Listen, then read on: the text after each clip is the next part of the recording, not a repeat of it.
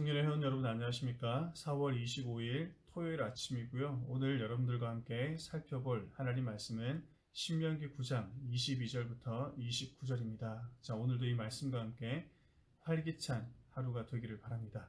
먼저 오늘 본문의 핵심 구절입니다. 25절 그때 여호와께서 너희를 멸하겠다 하셨으므로 내가 여전히 40주 40야를 여호와 앞에 엎드리고 26절입니다.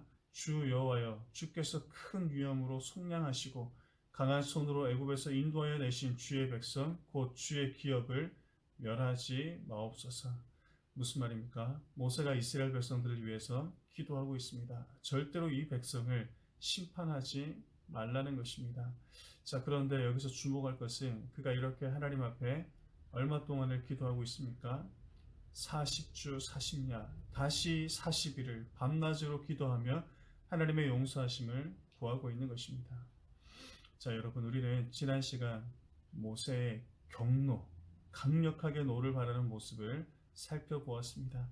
자신의 목숨 같은 십계명의 두 돌판을 깨뜨리기까지 하면서 그들의 죄에 대해 정확하게 지적하고 그들의 죄를 방관하지 않았습니다. 자, 어떻게 보면 그런 상황들이 조금은 무서워 보이는 상황이지만 모세가 그렇게 할 수 있었던 데는 이런 이유가 있었던 것입니다. 그들을 사랑하는 마음, 그들이 죄에 넘어지는 것이 너무나 가슴이 아픈 그런 안타까운 마음이 있었기 때문이죠. 자, 즉 이스라엘 백성들을 지극히 사랑하는 마음이 있었기에 죄에 대해서 절대로 용납할 수 없었던 것입니다. 불같은 화를 내기 전에 그들을 사랑하는 마음이 그에게 있었던 것이죠.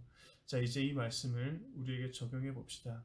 우리도 세상의 죄를 지적하기 전에 세상을 사랑하는 마음이 먼저라는 것입니다.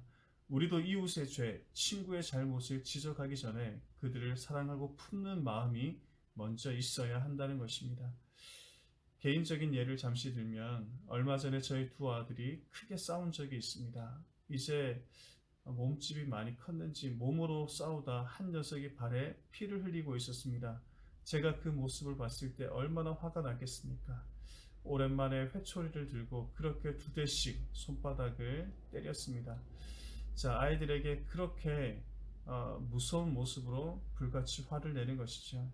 자, 그러나 그렇게 때리는 제 마음이 어땠겠습니까? 저도 마음이 아픈 것이죠. 회초리로 아이들을 괴롭히는 것이 아니라 잘 되라고 그들의 잘못을 몸에 새기라고 그렇게 매를 든 것이죠.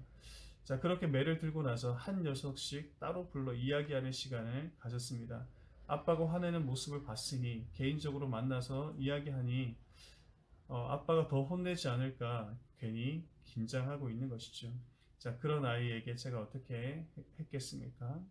그 아이의 이야기를 들어주는 것이죠. 한 사람씩 불러 그 아이의 편을 들어주니까 두 아이의 반응이 어떠냐면 그냥 아빠 앞에서 펑펑 우는 것입니다. 얼마나 서러웠는지 자신의 편을 들어주는 아빠가 아빠의 그 행동에 마음이 녹아져 내리는 것이죠. 자, 그들도 사랑과 관심이 필요했던 것입니다. 사랑한다고 말하고 그렇게 안아주며 그런 시간을 마무리한 적이 있습니다. 자, 무슨 말입니까? 우리가 세상의 죄를 고발하기 전에 사랑하는 마음이 먼저 있어야 한다는 것입니다. 사무엘은 사울의 죄를 지적하기 전에 밤을 새는 기도를 하나님 앞에 드렸죠.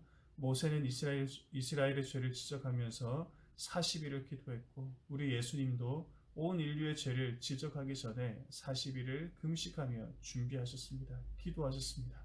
자, 그러므로 오늘 우리도 먼저 사랑하는 마음이 있어야 할 것입니다. 세상을 사랑하되 죽기까지 사랑하셨던 우리 주님의 마음을 본받아 오늘 우리도 그들을 위해서 기도하는 모두가 되기를 주님의 이름으로 간절히 축복합니다.